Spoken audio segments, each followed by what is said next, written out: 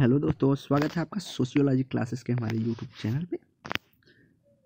तो नेट का जो कि एग्ज़ाम डेट आ गया है, तो आप लोग हमारे जो चैनल पे पढ़े हुए हैं लगभग 2 से 3 हज़ार तक क्वेश्चंस पड़े हुए हैं। आप उनको देख सकते हैं जिनकी प्लेलिस्ट ऑलरेडी बनी हुई है। एक प्लेलिस्ट पीजीटी स्पेशल करके बना हुआ है और एक प्लेलिस्ट का नाम है 1000 से ऊपर क्वेश्चन, मोर देन 1000 क्वेश्चन करके प्लेलिस्ट बनी हुई है, तो आप देख सकते हैं।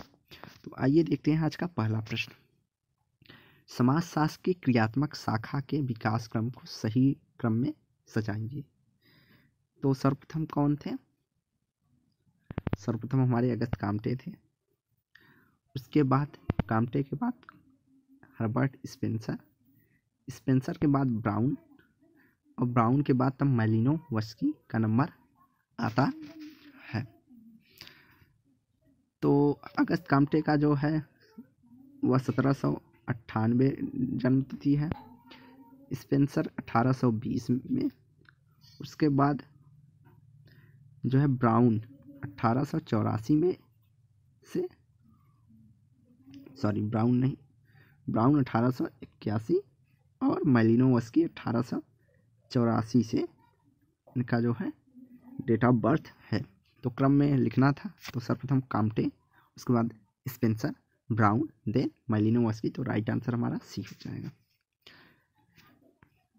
अगला है, निम्न में से किसका मिलान सही नहीं है? दुर्खिम यांत्रिक एवं सावयवी एकता की बात करते हैं, सही है। कुले स्काउट ग्रुप की बात करते हैं, यह भी जो है सही है। लेवी स्ट्रास सामाजिक स्थिति की बात नहीं करते हैं, तो यह हमारा क्या है? गलत है। तो यहाँ पूछा है कौन सा सही सुमेलित नहीं है, तो राइट आंसर हमारा सी हो जाएगा। वीरकांट स्वरूपात्मक संप्रदाय की से संबंधित है, यह सही है। सामाजिक स्थिति की बात कौन करते हैं? तो कॉम्टे, अगस्त कॉम्टे बात करते हैं सामाजिक स्थिति की। कॉम्टे ने इन्हें सामाजिक स्थिति और सामाजिक गतिकी की चर्चा की है, कॉम्टे। अगला है, निम्नांकित में से कौन सा सुमेलित नहीं है?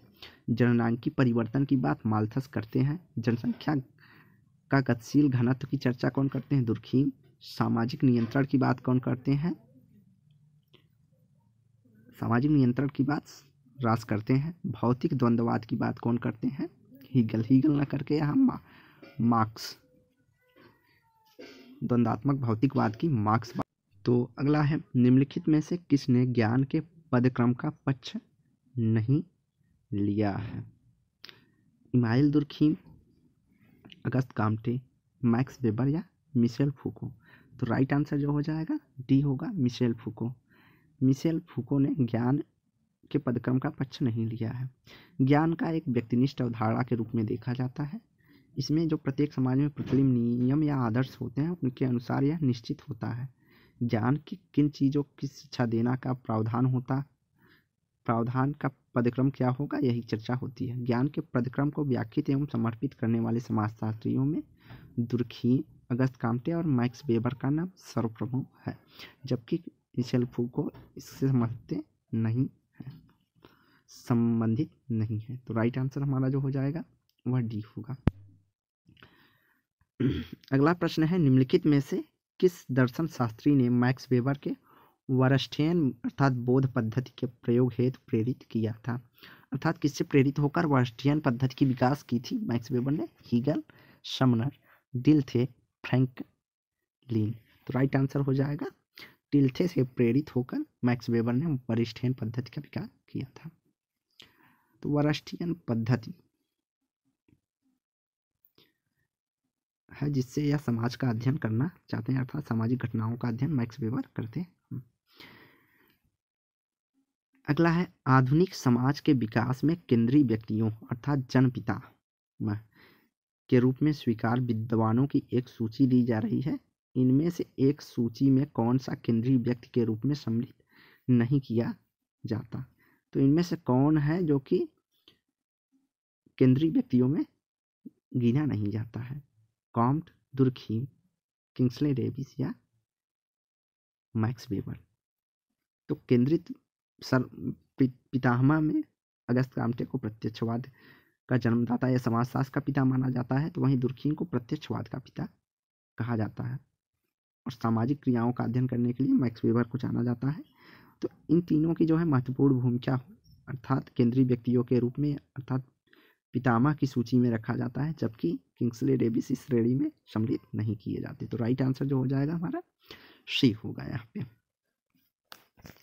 अगला है, किन्हें संरचनावाद का सर्वाधिक प्रखर मार्क्सवादी कहा जाता है? सी लेवी स्ट्रास, एल अल्थ्यूजर, जैक्स दरिडा या एंथनी गिडिंग्स। यहाँ पूछा है कि सर्वाधिक प्रखर मार्क्सवादी, तो यहाँ राइट आंसर जो हो जाएगा अल्थ्यूजर। अल्थ्यूजर को संरचनावाद का सर्वाधिक प्रखर मार्क्सवादी कहा जाता है। अल्थ्यूजर ने मार्क्स के जो है संरचनावादी और निर्धारणवादी माना था। 1844 में इन्होंने मार्क्स को के संदर्भ में कहा कि यदि हम मार्क्स को इतिहास के द्वंद्वात्मक व्याख्या करने के रूप में देखते हैं तो इसका तात्पर्य यह है कि व्यक्ति इतिहास का निर्माण नहीं करता, वरन वर्ग संघर्ष के कारण इतिहास का निर्माण होता है।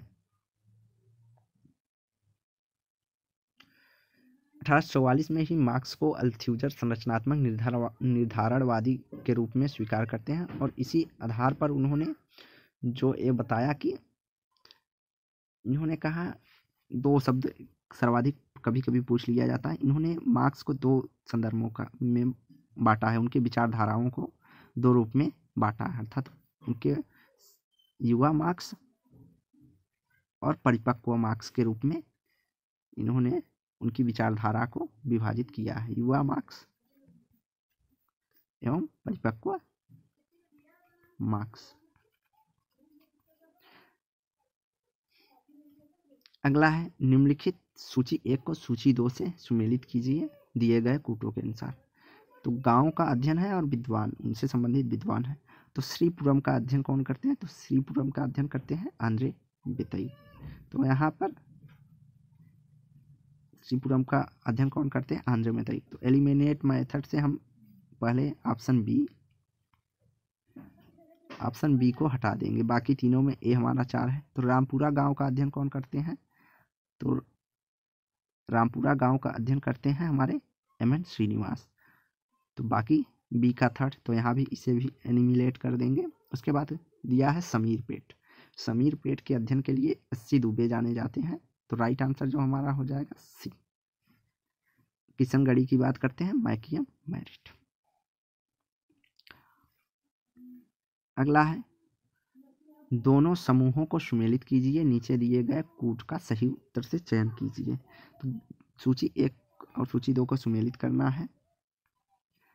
तो दुर्खीम को जाना जाता है सामाजिक तथ्य के लिए, तो एलिमिनेट मेथड का प्रयोग करेंगे। तो यहाँ पे हम बी और सी को निकाल देंगे। उसके बाद स्पेंसर जो है सामाजिक डार्विनवाद की बात करते हैं, तो हमारा होगा 3rd। तो राइट आंसर जो हो जाएगा हमारा ए हो जाएगा, ये भी कट गया। तो इसके बाद जो है लेटेंट फंक्शन जो है सोशल कंस्ट्रक्शन ऑफ, अच्छा लेटेंट फंक्शन जो है वह अनइंटेंशनल एंड अनकंसर्न से संबंधित है। और जो है मर्टन बात करते हैं social theory and social structure की। तो राइट हमारा आंसर जो है यहाँ पर ए है। दुर्खीम सामाजिक तथ्य, स्पेंसर सामाजिक डार्विनवाद अर्थात सामाजिक उद्विकासवाद, लेटेंट फंक्शन जो है अनइंटेंशनल एंड अनकंसर्न से संबंधित है, जबकि मर्टन जो है यहाँ पर social theory and social structure से संबंधित है।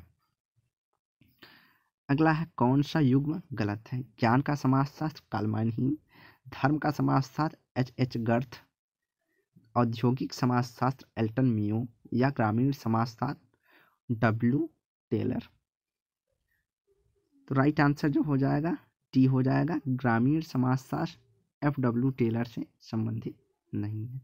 बाकी ज्ञान का समाजशास्त्र कालमानहीन, धर्म का समाजशास्त्र H.A. गर्थ और ग्रामीण समाजशास्त्र की बात करते हैं एल्टन मियो।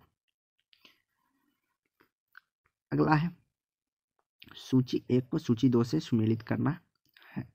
तो सावयवी एकता की बात करते हैं कौन? दुर्खीम। तो पहला ऑप्शन हमारा हो जाएगा 2nd। तो दो ऑप्शन यहाँ से निगलेक्ट हो गया। उसके बाद तार्किकीकरण, तार्किकीकरण की बात करते हैं मैक्स वेबर, तो बी का थर्ड दोनों में दिया है। अलगाव की बात करते हैं कार्ल मार्क्स, तो सी का हमारा फोर्थ राइट आंसर यहाँ बी हो जाएगा। और वन पश्चिमीकरण की बात एम एन श्रीनिवास करते हैं। अगला, निम्न में से किसको भारतविद जाना जाता है? Louis Dumont, M N Srinivas, S C Dube, Surajit Sinha. तो किसको भारतविद के नाम से जाना जाता है यहाँ पे? तो भारतविद के नाम से जाना जाता है लुईस ड्यूमो को। लुईस ड्यूमो के अलावा जो है भारतीय विधा परिप्रेक्ष्य का जो है अध्ययन कौन करते हैं? जीएस घुरिये। तो भारतीय विधा परिप्रेक्ष्य के अंतर्गत भारतीय समाज का अध्ययन केवल ऐतिहासिक तुलनात्मक पद्धति तथा भारतीय विधा के आधार पर किया जाता है। इसमें सामाजिक संस्थाओं के अधीन प्राचीन भारतीय इतिहास, पुराण, ग्रंथ, शास्त्र आदि को आधारित जो अध्ययन होता है उसे भी भारतीय विधा या परिप्रेक्ष्य कहा जाता है। जबकि एम एन श्रीनिवास और एस सी दुबे प्रकारवादी के रूप में जाने जाते हैं और सुरजीत सिन्हा जो है वह सभ्यतावादी परिप्रेक्ष्य से जुड़े हुए हैं। अगला है, निम्न में से किसको भारतीय विद के नाम से जाना जाता है? सेम क्वेश्चन है, तो राइट आंसर इसका भी ये होगा। अगला है, सुधार सेवाओं के केंद्रीय ब्यूरो सेंट्रल ब्यूरो की स्थापना कब की गई थी? 1950 में, 1991, 1955 में या 1961 में? तो सुधारक सेवाओं के केंद्रीय ब्यूरो की स्थापना जो है 1961 में की गई थी, सेंट्रल ब्यूरो ऑफ कोरेंशनल सर्विस। इसकी जो है राष्ट्रीय सांख्यिकी तथा गाइड बुक की तैयारी और मॉडल योजनाओं से संबंधित यह आंकड़ों को संकलन करने के लिए इसकी स्थापना की गई थी। अगला है, राष्ट्रीय अल्पसंख्यक आयोग का गठन कब हुआ था? 1990, 1991, 1992 या 1993? तो राइट आंसर यहाँ पे हो जाएगा 1992 में राष्ट्रीय अल्पसंख्यक आयोग का गठन किया गया था।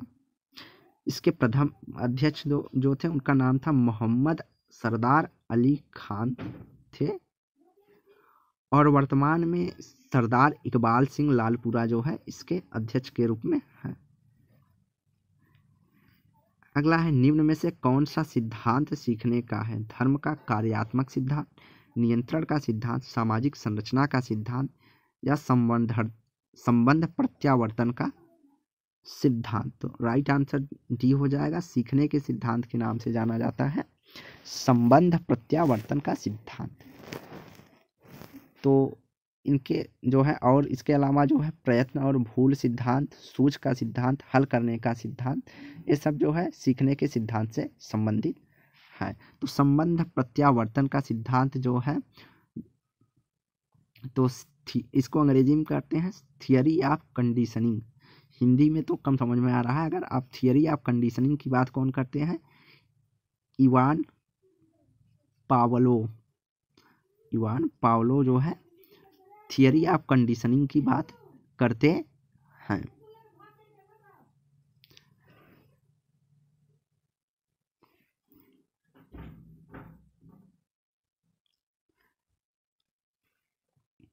इस सिद्धांत जो है इसे सबसे प्राचीन माना जाता है। इस सिद्धांत के अनुसार होता है शरीर ही सीखने का एक आधारभूत माध्यम है, वैसे मन भी प्रभावित हो सकता है। इस सिद्धांत के अनुसार जो प्रतिक्रियाएं होती हैं वह अपने उद्देश्यों की प्राप्ति कर लेती हैं, अर्थात मन से जो प्रतिक्रियाएं होती हैं वह उद्देश्यों के प्राप्त कर लेती हैं। उसी से संबंधित जो है स्नायुविध संबंध शरीर के साथ रखती हैं। शरीर अस्थायी रूप से स्थापित होता है लेकिन वह क्रियाएं जो है बार बार जो है स्नायु तंत्र का संबंध से करता रहता है। इस सिद्धांत में जो है अभ्यास पर विशेष बल दिया गया है और यह कहा गया है कि जितनी बार कोई क्रिया या अभ्यास के माध्यम से किया जाएगा उससे सीखने की या ग्रहणशीलता में सुदृढ़ता प्राप्त होगी। अगला है, बुर्जुआकरण क्या है? श्रमिकों के वर्ग की गतिशीलता की विफलता, उद्योग का स्वचालन, मध्यम वर्गीय पहचान का पुनर्निरूपण या श्रमिक वर्ग में मध्यम वर्गीय आकांक्षाओं जीवन शैली की रचना की प्रक्रिया? तो यहाँ राइट आंसर जो हो जाएगा डी। डिक्शनरी ऑफ सोशियोलॉजी के अनुसार जो है बुर्जुआकरण श्रमिक वर्ग के मध्यम वर्गीय आकांक्षाओं जीवन शैली की रचना की प्रक्रिया होती है। अगर इसे दूसरे संदर्भ में समझे तो यह इसे संस्कृतिकरण के नाम से भी जाना जा सकता है, या संदर्भ समूह से भी इसे रिलेट करके देखा जाता है कि अगर कोई व्यक्ति अपने से उच्च या मध्यम वर्गीय जीवन शैली की आकांक्षा रखता है या उसको अपनाने की प्रक्रिया में रहता है। तो अगला है बुर्जुआकरण की उपकल्पना का परीक्षण किसने किया था? रॉबर्ट्स, कुक, क्लार्क तथा सेमोनाफ ने, जे बर्नार्ड ने, क्लार्क, केर ने, या गोल्डनथ्रॉप, लॉकवुड, पोचोर तथा प्लांट। तो राइट आंसर जो हो जाएगा यहाँ पे हो जाएगा बुर्जुआकरण की जो उपकल्पना है इसका परीक्षण किया था गोल्डथ्रॉप, लॉकवुड, बोचोफर तथा प्लांट ने।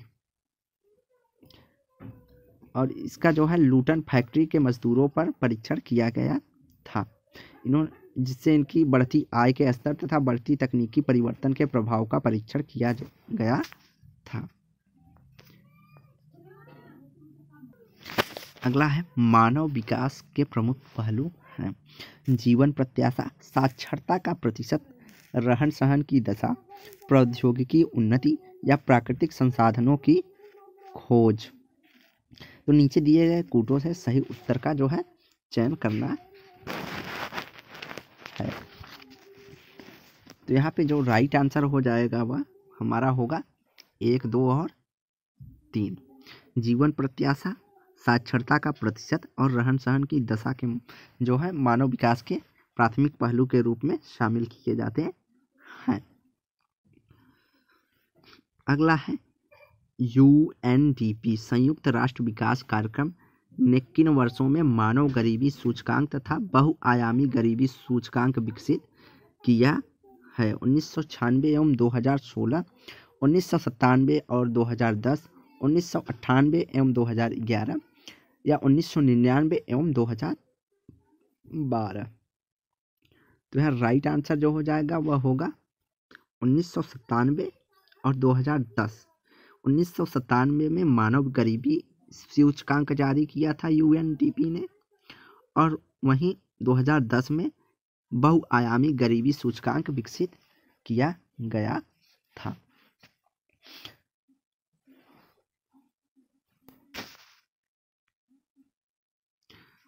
और जो है इसमें जो है वंचन के अत्यंत आधारभूत संकेतों का उपयोग किया गया था, जैसे लघु जीवन, बेसिक शिक्षा, सार्वजनिक निजी संसाधनों तक पहुंच का अभाव। इसके तहत गरीबी सूचकांक को जारी किया गया था। वहीं जो बहुआयामी गरीबी सूचकांक या MPI विकसित किया गया था वह एल्काथर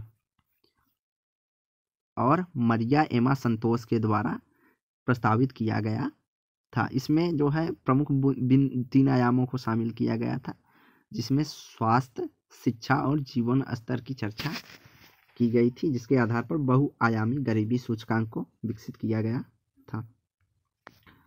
अगला है यह सत्य है कि आर्थिक विकास के वर्तमान स्तर की दृष्टि से एशिया अति शहरीकृत है। ऐसी तर्कपूर्ण टिप्पणी किसने की है? PM हासर, MS गोरे, किंग्सले डेविस या TG मगबी। तो यह किसका कथन है? तो यह PM हासर का कथन है कि सत्य है कि आर्थिक विकास के वर्तमान स्तर की दृष्टि से एशिया अति शहरीकृत है, अर्थात बहुत पिछड़ा हुआ है।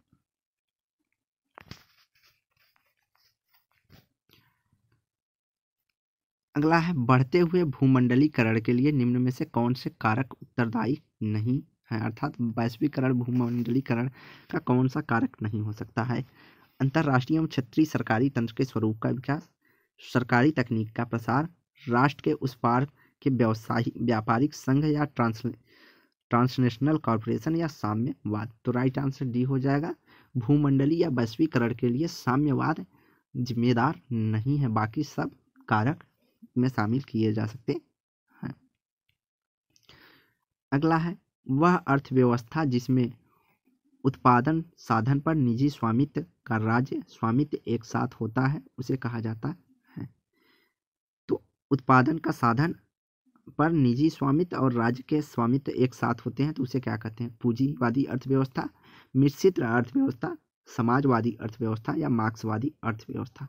तो राइट आंसर यहाँ पे हो जाएगा बी, कि ऐसे जहाँ पर निजी स्वामित्व और राज्य स्वामित्व दोनों देखा जाता है तो उसे हम मिश्रित अर्थव्यवस्था के रूप में जानते हैं। उदाहरण स्वरूप भारतीय अर्थव्यवस्था जो है वह मिश्रित अर्थव्यवस्था का उदाहरण है।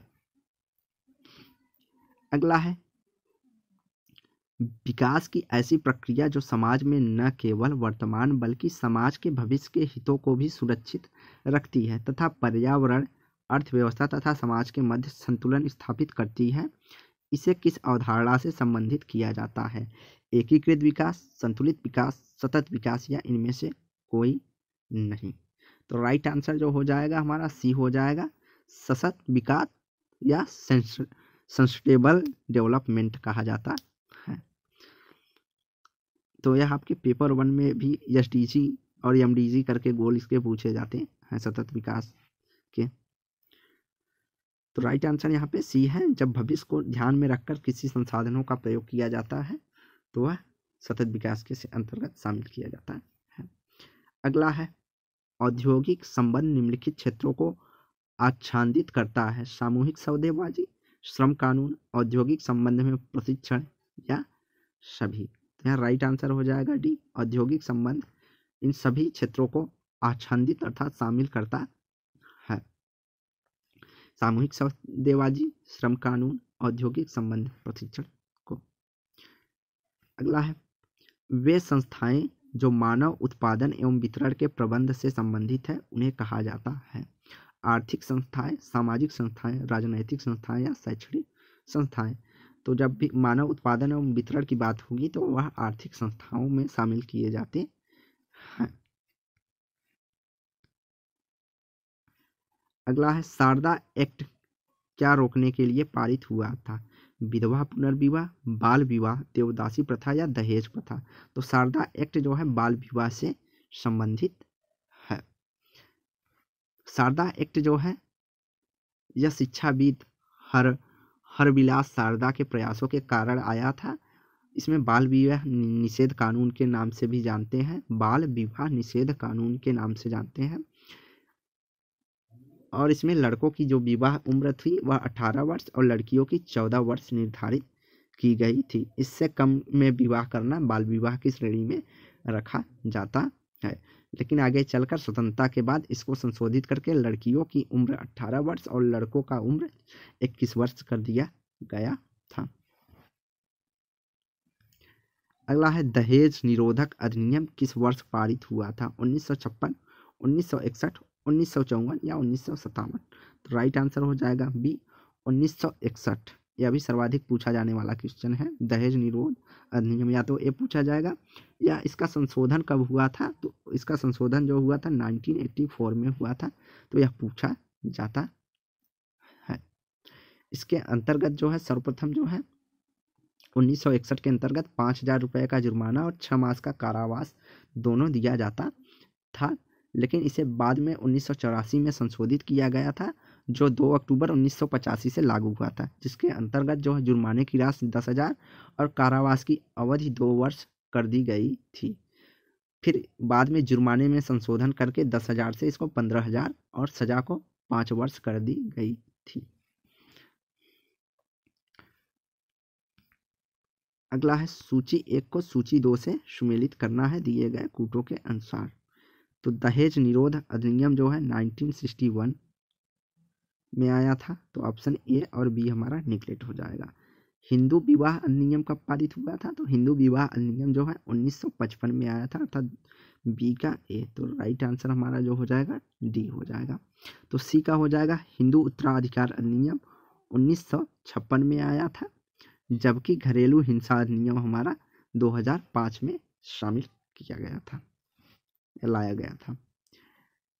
अगला है भारत सरकार द्वारा पहला भ्रष्टाचार निरोधी अधिनियम कब पारित किया गया था? 1950 में, 1947 में या 1954 में या 1964 में। तो भारत सरकार द्वारा जो पहला भ्रष्टाचार निरोध अधिनियम लाया गया था वह 1947 में लाया गया था। इसके बाद 1988 में फिर भ्रष्टाचार निरोधी अधिनियम दोबारा पारित किया गया था और 2018 में इसे फिर से संशोधित किया गया था। तो आज की वीडियो यहीं समाप्त करते हैं। वीडियो को लाइक एंड शेयर करें, चैनल को सब्सक्राइब करें। धन्यवाद।